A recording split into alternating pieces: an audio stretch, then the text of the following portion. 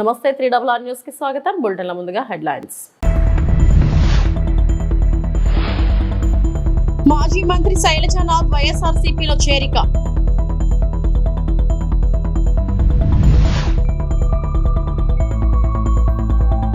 కోట్లు మీ ప్యాలెస్ కంచె కోసం ఖర్చు చేశారా? మంత్రి సంధ్యారాణి.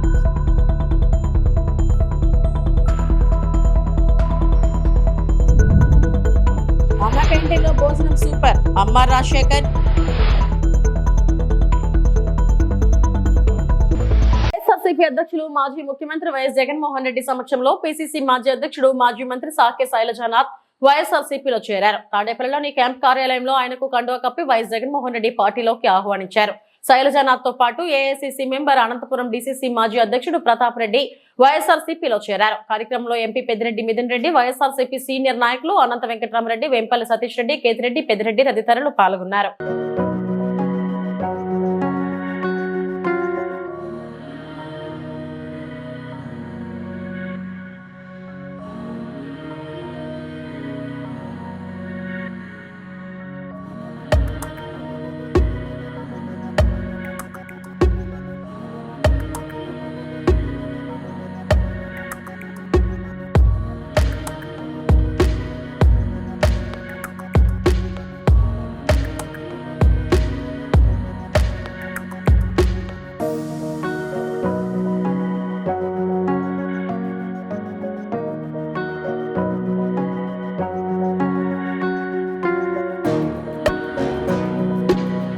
సామాజిక మాధ్యమాల్లో అసభ్యకర పోస్టులు, అనుచిత వ్యాఖ్యల కేసులో దర్శకుడు రామ్ గోపాల్ వర్మ ఏపీ పోలీసుల ఎదుట హాజరయ్యారు. ఒంగోలు రూరల్ పోలీస్ స్టేషన్ లో సీఐ శ్రీకాంత్ బాబు ఆయన్ను విచారిస్తున్నారు. గత ఎన్నికలకు ముందు వైకాపాకు అనుకూలంగా వ్యూహం చిత్రాన్ని రామ్ గోపాల్ వర్మ రూపొందించారు. ప్రచార సమయంలో అప్పటి ప్రతిపక్ష నేత, ప్రస్తుత సీఎం చంద్రబాబు నాయుడు, జనసేన అధ్యక్షుడు, ప్రస్తుత డిప్యూటీ సీఎం పవన్ కళ్యాణ్, మంత్రి నారా లోకేష్ వ్యక్తిత్వాలను కించపరిచేలా ఎక్స్ లో పోస్టులు పెట్టారు. వీటిపై మద్దిపాడు మండల టీడీపీ ప్రధాన కార్యదర్శి ఎం రామలింగం ఫిర్యాదు చేయడంతో పోలీసులు కేసు నమోదు చేశారు.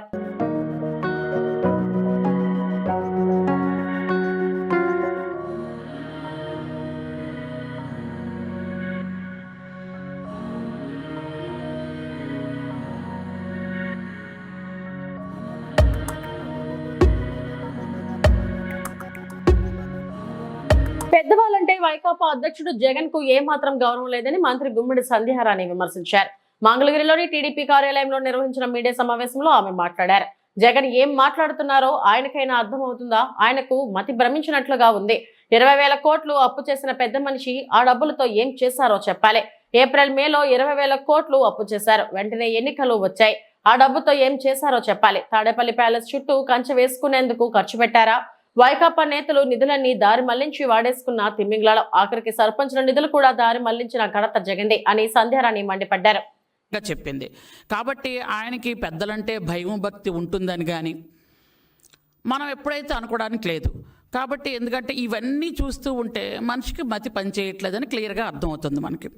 ఎందుకనంటే ఏప్రిల్ మేలలో 20,000 కోట్ల రూపాయలు అప్పు చేసినటువంటి ఈ పెద్ద మనిషి అప్పు చేసిన వెంటనే ఎలక్షన్ వచ్చేసింది. ఆ డబ్బులు ఏం చేశారయ్యా మీరు? ఎవరికి పంచారు? తాడేపల్లి కొంపలో వేశారా? తాడేపల్లి కొంప కట్టారా? మీరు యాక్చువల్గా చెప్పాలంటే ఆంధ్రప్రదేశ్లో ఉన్నటువంటి డబ్బంతా గత 5 సంవత్సరాల్లో దాదాపు 20 సంవత్సరాలని ఆంధ్రప్రదేశ్ నెట్టేసి మీరు చేస్తున్న పనేంటి? తాడేపల్లి ప్యాలెస్ కట్టుకోవడం, ప్యాలెస్ చుట్టూ కంచేసుకున్నట్టు పెద్ద పెద్ద గోడలు కట్టుకోవడం, ఎగ్ పఫ్ఫులు తినేయటం, కోట్లాది రూపాయలు ఖర్చు పెట్టి మీరు ఏసీలు వేసుకోవడం, కోట్లాది రూపాయలు ఖర్చు పెట్టి మీ ఇంటికి రోడ్డు వేసుకోవడం. ఇది తప్ప ఏం పని చేశారు చెప్పండి? పోలవరం నిధులు మింగేశారు, అమరావతి నిధులు మింగేశారు, అలాగే డోక్రా మహిళ నిధులు మింగేశారు. చివరికి చిన్న చిన్న గ్రామ పంచాయతీ, గ్రామ సచివాలయాల నిధులు కూడా మింగేశారు. సర్పంచుల అకౌంట్లో పడాల్సిన డబ్బులు కూడా మీ అకౌంట్లో వేసుకొని మింగేసినటువంటి పెద్ద తిమింగలాలు మీరేమో మంచి గురించి, అభివృద్ధి గురించి, మా చంద్రబాబు నాయుడు గురించి మాట్లాడే అర్హత ఏమీ మీకు లేదనడానికి నేను కాదు, రాష్ట్రంలో ఏ చిన్న అబ్బాయినైనా అడిగినా చెప్తారు. ఎందుకంటే ఈయనకు మతి పోయింది అని. నిన్న మాట్లాడతాడు ఆయన. ఒక విలేకరు ఎవరో పాపం అడిగారు, సార్ మీరు మళ్ళీ అసెంబ్లీకి వెళ్తారా అని. నేను అసెంబ్లీకి రావాలా వద్దో మీరు వెళ్ళి స్పీకర్ గారిని అడగండి. ఆ రెండు మాటలకు ఏమైనా సంబంధం ఉందా అండి? నిజం చెప్పండి. ఇప్పుడు మీకు అర్థం అవట్లే ఆయన పిచ్చోడని. పాప విలేకరు ఏదో అడిగారు, మీరు అసెంబ్లీకి వెళ్తారా లేదా? వెళ్తాను అంటే ఎస్, వెళ్ళంటే నో అని చెప్పాలి. వెళ్ళి స్పీకర్ గారిని అడగంటే అర్థం ఏంటి? స్పీకర్ గారిని ఎందుకు అడగాలి? అంటే పాపం ఎంత మతిపోయిందో చూడండి.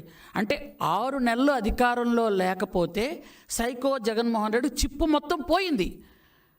అంటే ఎంత పాపం ఒంట్లో బాగోలేని మనిషి. విశాఖ నగరంలోని అన్నా క్యాంటీన్ లో ఆసక్తికరమైన ఘటన చోటు చేసుకుంది. డాన్స్ మాస్టర్ దర్శకుడు అమ్మ రాజశేఖర్, జబర్దస్త్ నటుడు ముక్కు అవినాష్, తలా చిత్రం ద్వారా హీరోగా పరిచయం కానున్న రాగిణి రాజ్ చిత్ర బృందం సభ్యులు అన్నా క్యాంటీన్ లో భోజనం చేశారు. అందరికి నమస్కారం. నా పేరు అవినాష్, ముక్కు అవినాష్. నా పేరు అమ్మ రాజశేఖర్. మేము ఇక్కడ అన్నా క్యాంటీన్లో లంచ్ చేద్దాం వచ్చినాం. దీంతో పాటు మా సినిమా రిలీజ్ అవుతుంది. సినిమా పేరు తల. అమ్మ రాజశేఖర్ వాళ్ళ అబ్బాయి యాక్ట్ చేశాడు హీరోగా. నేను కంప్లీట్ చేస్తా. ఈ నెల 14వ తారీఖు థియేటర్ రిలీజ్ అవుతుంది. కళ అనే సినిమా తప్పకుండా అందరూ చూడాలండి. ఓకేనా? Thank you. ఫుడ్ ఎలా ఉంది? నేను ఇప్పుడు చాలా బాగుంది. Thank you. చాలా బాగుందండి.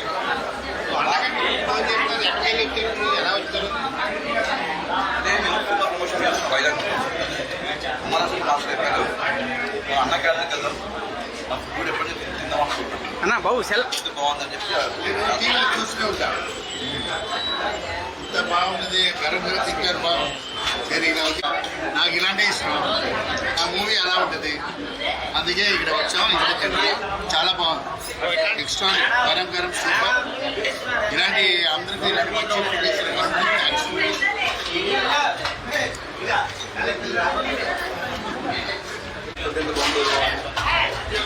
ప్రమోషన్ చేసుకుంటే అలా ఒక్కరు వచ్చాం.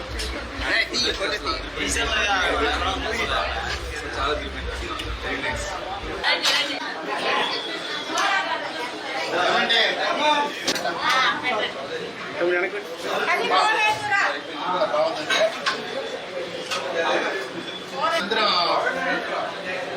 వీళ్ళందరూ మాట్లాడుతున్నప్పుడు నేను ఎప్పుడు వైజాగ్ అయినా ఎక్కడైనా అందరూ అయినా తినాలని ఆశ ఉంది. అది ఈరోజు సంతోషమైంది. మీరు ఎంత సంతోషంగా ఫుడ్ ఇస్తున్నారంటే అందరూ మదర్ అమ్మ ఇస్తున్నారు. మనైతే తక్కువలో ఇస్తున్నారు. గ్రేట్ అండి. ఇది లక్కీస్ట్. ఇప్పుడు అన్ని దేంట్లో క్లారిటీ రైస్ గరం గరం. నాకు తెలిసి హోటల్ కూడా ఇలా ఇంత టేస్ట్ ఉండదు. చాలా బాగుంది. అలా అన్న నిలబడాలి. నవ్వుతున్నాయి. ఎలా ఉన్నా పర్వాలేదు. అదే కదా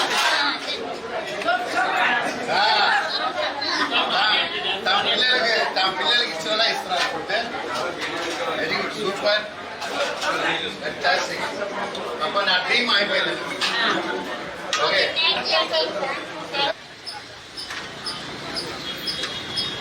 డాబా గార్డెన్స్ విజేఎఫ్ ప్రెస్ క్లబ్ లో ఎస్సీ వర్గీకరణకు వ్యతిరేకంగా మాల్ మహానాడు ఆధ్వర్యంలో మీడియా సమావేశం. భాగం గోపాలరావు, వ్యవస్థాపక కార్యదర్శి మాల మహానాడు సంస్థ ఎస్సీ వర్గీకరణకు వ్యతిరేకంగా వివిధ కార్యక్రమాలు నిర్వహిస్తుంది. ఈ క్రమంలో డాబా గార్డెన్స్ లోని విజేఎఫ్ ప్రెస్ క్లబ్ లో జరిగిన మీడియా సమావేశంలో మాల మహానాడు వ్యవస్థాపక కార్యదర్శి భాగం గోపాలరావు పాల్గొన్నారు. మాల్ మహానాడు గతంలో కూడా ఎస్సీ వర్గీకరణను వ్యతిరేకిస్తూ వివిధ కార్యక్రమాలు నిర్వహించింది. ఉదాహరణకు 2024 డిసెంబర్లో విశాఖపట్నంలో మాలల సింహగర్జన పేరుతో బహిరంగ సభను నిర్వహించారు. అది 2004 వరకు ఏబిసిడ్లుగా ఒక మాదిగా సమాజంలో విద్యా ఉపాధి రంగాల్లో బాగా వచ్చింది. 2004లో కొంతమంది మానవ నాయకులు కోర్టుకు వెళ్ళటం, సుప్రీంకోర్టుకు వెళ్ళటం వల్ల అప్పటి ప్రధాన న్యాయమూర్తి చంద్రచూడ్ గారు మాదిగల మధ్యన ఎటువంటి కుల డిస్క్రిమినేషన్ లేదు, వివక్షత లేదు. మాదిగలు సోషల్ స్టేటస్ ఒకటే, ఇద్దరు అన్టచబిలిటీసే, వీరిని విడదీయవలసిన అవసరం లేదని ఆయన ఆలోచించారు.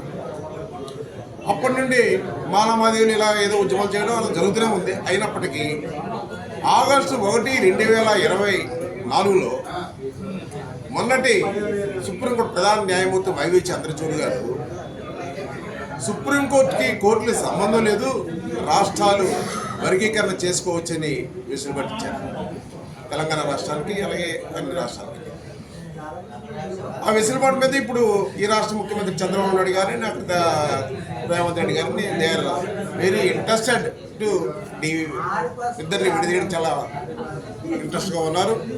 మనం ఏం చెప్తున్నామంటే 2004లో అప్పుడు చంద్రచూడ్ గారు వర్గీకరణ చల్లనేరని చెప్పారు కదా. మరి చల్లనేరని చెప్పేటోడు 2024లో వీళ్ళేం చెప్తున్నారు, రాష్ట్రాలు వర్గీకరణ చేసుకోవచ్చు. మరి ఇటువంటి వెసులుబాటు ఉంటే అప్పుడు ఎందుకు లేదు? కాబట్టి సుప్రీంకోర్టు యొక్క జడ్జిమెంట్లే భిన్నంగా ఉన్నాయన్నమాట. అంటే వాళ్ళకే విభిన్న ధ్రువాలుగా ఉంటున్నారు సుప్రీంకోర్టు జడ్జిని. మొన్న ఈ మధ్యన గవాయి మరొక జడ్జి గారు ఏమైనా జడ్జిమెంట్ ఇచ్చారంటే, దళితుల్ని దాడి చేసేటప్పుడు 4-5 ఉండాలట. ఎవరైనా దళితుల మీద కులదోషం చేసేటప్పుడు కానీ, వాళ్ళ మీద దాడి చేసేటప్పుడు కానీ, ఎవరైనా జనాలు తీసుకుని వెళ్ళి ఇదిగో ఈ సాక్షులు ఉన్నారు అని చెప్పుకొని ఏమైనా వాళ్ళు దాడి చేస్తారా? దాడి చేయించుకున్నటువంటి దళితులు ఇదిగో మా మీద దాడి చేస్తాడు, ఇదిగో నేను ఒక నలుగురు తీసుకెళ్ళాను కాబట్టి SC ST అట్రాసిటీ కట్టండి అని చెప్తారా? అంటే మీరు ఎవరైతే ప్రధాన న్యాయమూర్తులు ఉంటారో వాళ్ళు చాలా మేధావులని ఈ సమాజం, భారత సమాజం, సుప్రీంకోర్టు న్యాయ జడ్జిలు కానీ, హైకోర్టు జడ్జిలు కానీ మేధావులుగా గుర్తిస్తారు. కానీ మీరు అనుకుంటారు మేము ఏది ఇచ్చినా పర్వాలేదని. కానీ ప్రజలు గమనిస్తారు, ప్రజలు ఆలోచిస్తారు. తప్పైతే మీకు చెప్పలేకపోయినా విమర్శిస్తారు. కాబట్టి జడ్జిమెంట్ ఇచ్చేటప్పుడు కొంచెం దృష్టిలో పెట్టుకొని ఇది న్యాయమా అన్యాయమా ఆలోచన చేయండి. మీరు ఇచ్చిన జడ్జిమెంట్ ఎలా ఉన్నాయంటే ప్రతి జడ్జిమెంట్ వెనక అతలా కుట్ర కనిపిస్తుంది. ప్రతి జడ్జిమెంట్ వెనక అతలా ఎస్సీలు అన్యాయం అయిపోయే పరిస్థితులు కనిపిస్తున్నాయి. మరి మీరు ఆ రోజు మీరు ఇచ్చిన జడ్జిమెంటే వీళ్ళేమో వెసులుబాటు చేసుకోవచ్చు, రాష్ట్రాలు చేసుకుంటే మరి కేంద్రం ఎందుకు, ఈ చట్టాలు ఎందుకు, భారత రాజ్యాంగం ఎందుకు, పార్లమెంట్ ఎందుకు? మేమేం చెప్తున్నామంటే మీరు ఒకవేళ వర్గీకరణ చేయవలసిన అవసరం అయితే నిజంగా మాదిగలు. అన్నమయ్య జిల్లా రాజంపేట డివిజన్ డి రాజశేఖర రెడ్డి కేంద్ర రాష్ట్ర ప్రభుత్వాలు ఎంతో ప్రతిష్టాత్మకంగా చేపట్టిన కాలుష్య నివారణలో భాగంగా సూర్యగారి పథకాన్ని, దాని యొక్క ముఖ్య లక్ష్యాన్ని ప్రజలకు అవేర్నెస్ కల్పించడంలో రాజంపేట డి రాజశేఖర రెడ్డి విద్యుత్ శాఖ సిబ్బందితో కలిసి రైల్వే కోడూరు ఏడి చిట్వే ఏఈ వారి సిబ్బందితో చిట్వేలు పట్టణం పంచాయతీ కార్యాలయం నందు ఉప సర్పంచ్ చోడవరం ఉమామహేశ్వర్ రెడ్డి ఆధ్వర్యంలో రైతులకు, ప్రజలకు సోలార్ పలకలపై అవగాహన కార్యక్రమం చేపట్టారు. ఈ కార్యక్రమం ముఖ్య ఉద్దేశం 1 నుండి 5 కిలోవాట్లు కేంద్ర ప్రభుత్వం సబ్సిడీతో బ్యాంక్ లోన్తో EMI పద్ధతుల్లో కట్టుకునే సదుపాయం. ఈ పథకం ద్వారా 1 నెలలోగానే 78,000 రూపాయల సబ్సిడీ ఖాతాదారుని అకౌంట్లో జమ అవుతుంది. మిగతా అమౌంట్ EMI పద్ధతిలో బ్యాంక్ లోన్ ఇస్తారు. అంతేకాక ST వాళ్లకు 200 యూనిట్లు లోపల కాల్చే వరకు ఉచితంగా ఈ సోలార్ పలకలు ఇంటిపై బిగిస్తారు. సోలార్ ప్యానెల్ ద్వారా మనం ఉత్పత్తి చేసిన కరెంటును విద్యుత్ శాఖ అధికారులు గవర్నమెంట్ కొనుగోలు చేస్తుంది. మీకు కావాల్సిన కాడికి వాడుకోవచ్చు. మిగిలిన కరెంట్ 4 వాళ్ళు తీసుకొని మీకు అమౌంట్ ఇస్తారు. ఈ సదవకాశాన్ని ప్రతి ఒక్కరూ వినియోగించుకోవాలని ఈ స్కీము ఇండియా మొత్తం 1 కోటి ఇండ్లకు మొదటిసారిగా సబ్సిడీ ద్వారా కేంద్ర ప్రభుత్వం, రాష్ట్ర ప్రభుత్వం సహకారంతో సంయుక్తంగా ఈ పథకం జరుగుతుంది. కల్పించడం జరిగింది. ఒక స్కీమ్ ఇస్తాం. ఏదంటే దీనికి సోలార్ రూఫ్ టాప్ స్కీమ్. ఇక్కడ మన ఇంటి పైన సోలార్ పలకలు పెట్టుకొని దాని నుండి మనం విద్యుత్ తీసుకుంటే మనం ఖర్చు వాడుకోగా మిగిలిన దానికి డబ్బు మనకే వస్తుంది అనేది దీంట్లోని ముఖ్య ఉద్దేశం. దీనికోసం ప్రమోట్ చేయడం కోసం మనం సెంట్రల్ గవర్నమెంట్ 3 కిలోవాట్స్ వరకు సబ్సిడీ ఇస్తుంది. ఏదైతే మనం అయితే ఈ సోలార్ పలకలు పెట్టుకుంటామో దానికి అయ్యే ఖర్చులో ఫస్ట్ 1 కిలోవాట్ పెట్టుకుంటే 1 కిలోవాట్కే నాకు కావాలనుకుంటే 30,000 ఇస్తుంది సబ్సిడీ. 2 కిలోవాట్లు కావాలనుకుంటే 60,000 ఇస్తుంది, అంటే 30 ప్లస్ 30. 3 కిలోవాట్స్ కావాలంటే ఇంకొక 18,000 వేసి 78,000 అని సెంట్రల్ గవర్నమెంట్ స్కీమ్ ఇది అనమాట. మొత్తం దేశమంతటా ఈ స్కీమ్ ఇప్పుడు నడుస్తూ ఉంది. ఈ స్కీము మీకు ఉపయోగించుకోగా ఉంటే ఈ విధంగా మనకు రాయితీలు ఇస్తుంది. 3 కిలోవాట్ల పైన అయినా పెట్టుకోవచ్చు, ఎంతమంది మన రిక్వైర్మెంట్ బట్టి. మనకు ఒక 3-4 ఏసీలు ఉన్నాయనుకోండి, మనం 5 కిలోవాట్లు 6 కిలోవాట్లు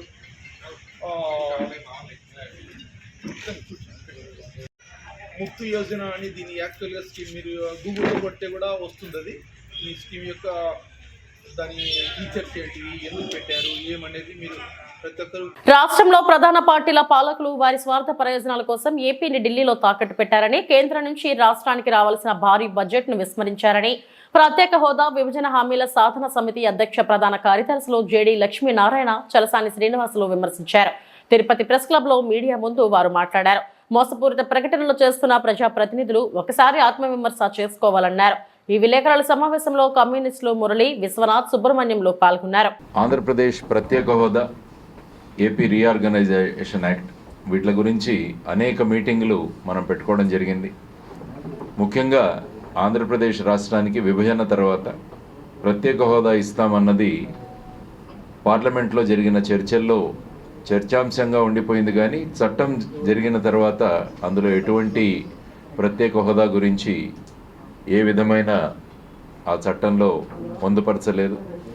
ఆ తర్వాత కూడా అనేక ప్రభుత్వాలు ప్రత్యేక హోదా గురించి అనేక సందర్భాల్లో మాట్లాడారు. కానీ నో కాన్ఫిడెన్స్ మోషన్ కూడా తీసుకొచ్చారు, అవిశ్వాస ప్రస్థానం కూడా తీసుకొచ్చారు. ఆ తర్వాత ప్రత్యేక హోదా అన్నది ఒక చర్చనీయాంశంగానే మిగిలిపోయింది. కానీ పార్లమెంట్లో అనేక మంది ఎంపీలు వీరందరూ కూడా ఆంధ్రప్రదేశ్ ప్రత్యేక హోదా గురించి మాట్లాడినప్పుడు అప్పుడు కేంద్ర ప్రభుత్వం యొక్క సమాధానం ఏంటంటే, 14వ ఫైనాన్స్ కమిషన్ వచ్చిన తర్వాత మేము ట్యాక్స్ డెవల్యూషన్ అన్నది 42% పెంచడం జరిగింది. కాబట్టి ఏ రాష్ట్రాలకి ప్రత్యేక హోదా ఉండదు అన్నది వారు తీసుకున్న ఒక విధానం. కానీ అది మీరు తీసుకుంటూ వెళుతుంటే నార్త్ ఈస్టర్న్ స్టేట్స్ ఏవైతే ఉన్నారో, ఈశాన్య రాష్ట్రాలు, వాటికి ఆ హోదా కొనసాగుతూనే ఉంది. ఆ తర్వాత మీరు చూసుకుంటే 15th finance commission chairman NK Singh గారు రాసిన ఒక పుస్తకంలో కూడా ఆయన మెన్షన్ చేశారు, పోర్ట్రేట్స్ ఆఫ్ పవర్ అని. ఎక్కడా కూడా 14వ ఆర్థిక సంఘం ఏ రాష్ట్రానికి ప్రత్యేక హోదా ఇవ్వకూడదు అని ఎక్కడా కూడా వారు మెన్షన్ చేయలేదు.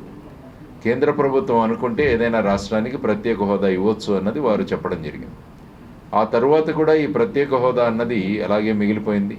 ప్రత్యేక హోదా సాధన సమితి ఆధ్వర్యంలో ఈవెన్ ఢిల్లీలో కూడా ఏపీ భవన్లో కావచ్చు, లేకుంటే జంతర్ మంతర్లో కావచ్చు, దీని గురించి నిరసన ప్రదర్శనలు కూడా చేయడం జరిగింది. అయినా కూడా ప్రత్యేక హోదా అలాగే ఉండిపోయింది. ఆ తర్వాత మిగతా హామీలు ఏవైతే ఉన్నాయో చట్టంలో, వాటిని కూడా ఎక్కడా కూడా నెరవేర్చలేదు. ముఖ్యంగా బుందేల్ఖండ్ ప్యాటర్న్లో మన ఉత్తర ఆంధ్ర జిల్లాలు కానీ, రాయలసీమ జిల్లాల్లో కానీ ప్రతి సంవత్సరం వారికి కేటాయించాల్సిన నిధులు కావచ్చు, మిగతా అనేక విషయాలు, విభజన చట్టంలో పేర్కొన్న అనేక అంశాలు అలాగే ఉండిపోయాయి.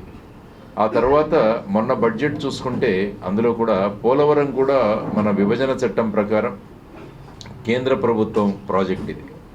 అంటే కేంద్ర ప్రభుత్వం మొత్తం పోలవరాన్ని ఒక నేషనల్ ప్రాజెక్టుగా అందులో ప్రకటించడం జరిగింది. అంటే పోలవరం కట్టాల్సిన బాధ్యత కేంద్ర ప్రభుత్వం మీద ఉంది. ఓ ప్రాణాన్ని అంకుర ఆసుపత్రి డాక్టర్ల బృందం రక్షించారు. ఈ సందర్భాన్ని పురస్కరించుకొని గురువారం స్థానిక అంకుర ఆసుపత్రిలో ఏర్పాటు చేసిన విలేకరుల సమావేశంలో ఆసుపత్రి మెడికల్ డైరెక్టర్ డాక్టర్ వంశకృష్ణ, డాక్టర్లు దినేష్ రెడ్డి, పార్థసారథి మాట్లాడారు. క్రిటికల్ స్టేజ్ వెంటిలేటర్స్ పై ఉన్న ఆ బాలుడికి శ్వాస ఆక్సిజన్ థెరపీతో 9 రోజుల పాటు మెకానికల్ వెంటిలేషన్ ద్వారా వైద్యం అందించి ప్రాణాలు నిలబెట్టిన ఘనత అంకుర ఆసుపత్రికి చెందుతుందన్నారు. ఇప్పటికే ఇలాంటి కేసులను ఛాలెంజ్ తీసుకుని ఎంతో మంది రోగులను కాపాడామని వారు గుర్తు చేశారు. ఆసుపత్రిలోని ప్రముఖ వైద్యులు, సిబ్బంది అందరి సమిష్ట కృషితో ఇది సాధ్యమైందని పేర్కొన్నారు. బాలుడి తల్లిదండ్రులు మాట్లాడుతూ, మా బిడ్డ మాకు దక్కడు అనుకున్న తరుణంలో అంకుర ఆసుపత్రి డాక్టర్ల బృందం మా బిడ్డకు అరుదైన ఆపరేషన్ చికిత్స ద్వారా మా బిడ్డను బ్రతికించినందుకు డాక్టర్ల బృందం, సిబ్బందికి కృతజ్ఞతలు తెలిపారు. ఈ కార్యక్రమంలో అంకుర ఆసుపత్రి వైద్యులు, సిబ్బంది పాల్గొన్నారు. అందరికీ నమస్కారము. మా ఆహ్వానాన్ని మన్నించి వచ్చిన పాత్రికేయ మిత్రులందరికీ నా ధన్యవాదములు. ఈరోజు మనము ఈ సమావేశాన్ని ఏర్పరచడానికి ముఖ్య కారణము, ఒక 11 సంవత్సరాల పిల్లవాడు శబరీష్ పద్మావతిపురంలో ఉంటాడు. ఒక 10 days బ్యాక్ ఒక 3-4 రోజుల నుంచి జ్వరము, తలనొప్పితో బాధపడుతూ ఉన్నాడు. సడన్గా అతనికి ఒక 10 రోజుల ముందర ఫిట్స్ వచ్చి దగ్గరలో ఉన్న క్లినిక్కి తీసుకెళ్లారు. అక్కడ నుంచి వాళ్ళు వెంటనే మనకి ఇక్కడికి రెఫర్ చేశారనమాట. సో బాబు ఇక్కడికి వచ్చినప్పుడైతే కంప్లీట్గా కాన్షియస్లో లేడు, కంటిన్యూస్గా ఫిట్స్ వస్తూనే ఉన్నాయన్నమాట. సో మెయిన్ అతనికి జ్వరంతో పాటు ఫిట్స్ వచ్చినాయి. దాని వెంటనే మనము మెదడు వాపు వ్యాధిగా డయాగ్నోస్ చేసాము. అంటే మెదడుకి ఎక్కే ఇన్ఫెక్షన్. సో మెనింగో ఎన్సెఫలైటిస్ అంటాం దీన్ని. అందులో స్క్రబ్ టైఫస్ అనేది పాజిటివ్ వచ్చింది. సో ఆ బాబు వచ్చేసి ఓవర్ ద డే అంటే వితిన్ సెకండ్స్లోనే మనకి ఊపిరి తీసుకోవడం కూడా బాగా తగ్గించేసరికి వెంటిలేటర్ మీద పెట్టామన్నమాట. ఆ ఇన్ఫెక్షన్ అనేది ఎంత ఫాస్ట్గా స్ప్రెడ్ అయిందంటే ఆ రోజు రాత్రికే పాప మొత్తం బ్లీడింగ్ అయిపోయింది, లంగ్స్లో అంతా కూడా బ్లీడింగ్ వచ్చేసింది. దాన్ని మనం పల్మనరీ హిమరేజ్ అంటాం. సో బ్లీడింగ్ ఎక్కువ అవడం వల్ల మనం ఇచ్చే వెంటిలేటర్ సపోర్ట్ కూడా సరిపోలేదు బాబుకి. అంటే మనం వెంటిలేటర్ సపోర్ట్ మీద కూడా ఆక్సిజన్ లెవెల్స్ మెయింటైన్ కాలేదు, బీపీ కూడా బాగా డౌన్ అయిపోతూ వచ్చింది. సో వెంటనే మనందరికి తెలిసినది వెంటిలేటర్ కాకుండా దానికంటే అడ్వాన్స్డ్ మిషన్ ఉంటుంది, హై ఫ్రీక్వెన్సీ ఆసిలేటర్ అంటాం అనమాట. సో అలాంటి మిషన్స్ ఉండే సదుపాయం మనకు కేవలము చెన్నై, హైదరాబాద్, బెంగళూరు లాంటి సిటీస్లోనే ఉంటుంది. అలాంటిది ఇక్కడ కూడా ఉంది. మేము ఆ మిషన్ వెంటనే పెట్టడం ద్వారా అట్లీస్ట్ వాడి ఆక్సిజన్ లెవెల్స్ ఇవి మెయింటైన్ అయినాయి, ఆ ఊపిరితిత్తుల నుంచి బ్లీడింగ్ కూడా కొంచెం కంట్రోల్ అయింది. ఆ తర్వాత బాబుకి ఈ ఇన్ఫెక్షన్ ఎక్కువ అవడం వల్ల హార్ట్ కూడా ఫెయిల్ అయిందనమాట. ఆల్మోస్ట్ మనం ఎజెక్షన్ ఫ్రాక్షన్ అని చూస్తే అది పిల్లల్లో 70% పైన ఉంటే బాబుకి ఆల్మోస్ట్ 34% పడిపోయింది. అప్పుడు మనం వెంటనే చిన్నపిల్లల కార్డియాలజిస్టు వీళ్ళందరినీ ఇన్వాల్వ్ చేసి వాడు హార్ట్ ఫెయిల్యూర్ తగ్గని మెడిసిన్స్ వాడుతూ స్లోగా రికవరీ కోసం ట్రై చేశాం. అదేవిధంగా ఫిట్స్కి సంబంధించి కూడా ఫిట్స్ వెంటనే కంట్రోల్ కావడం కోసం ఈఈజీ, ఎంఆర్ ఇవన్నీ కూడా చేసుకొని పీడియాట్రిక్ న్యూరాలజిస్ట్ అంటే చిన్నపిల్లల నరాల డాక్టర్ స్పెషలిస్ట్ వీళ్ళందరూ కూడా చూస్తూ, మరియు ఐసీయూ డాక్టర్స్ చిన్నపిల్లల ఐసీయూలో స్పెషలైజేషన్ చేసిన డాక్టర్స్ వీళ్ళందరి పర్యవేక్షణలో అసలు ఆల్మోస్ట్ రికవర్ కాడు అనుకున్న బాబు ఆల్మోస్ట్ 5-7 డేస్ తర్వాత వాడు కాన్షియస్లోకి రావడం కానీ మనం వెంటిలేటర్ తీసేయగలం కానీ ఇవన్నీ చేయగలిగాం. ఒంటరి మహిళలే లక్ష్యంగా పట్టపగలు దోపిడీకి పాల్పడుతున్న 3 అంతర్రాష్ట్ర దోపిడీ దొంగలను అరెస్టు చేసినట్లు ఎస్పీ హర్షవర్ధన్ రాజు తెలిపారు. స్వాధీనం చేసుకున్న 30 లక్షల విలువ నగలు, వస్తువుల వివరాలు ఎస్పీ మీడియాకు వెల్లడించారు.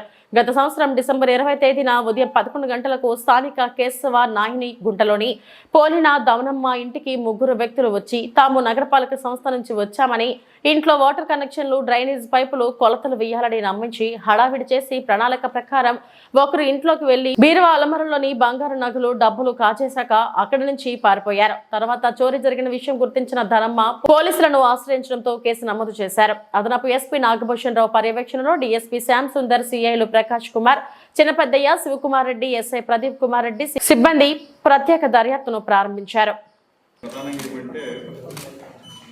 ఇంట్లో వాళ్ళు మున్సిపల్ వర్కర్స్గా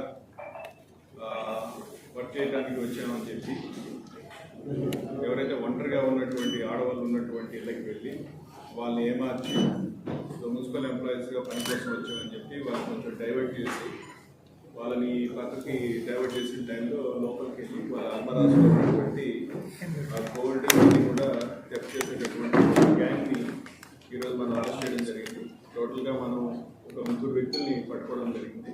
కృష్ణ, శరత్ అండ్ ఇంకొక వచ్చి వేణుగోపాల్ అని. ఈ 3 కూడా మనకు షిమోగా డిస్ట్రిక్ట్, కర్ణాటక సంబంధించిన.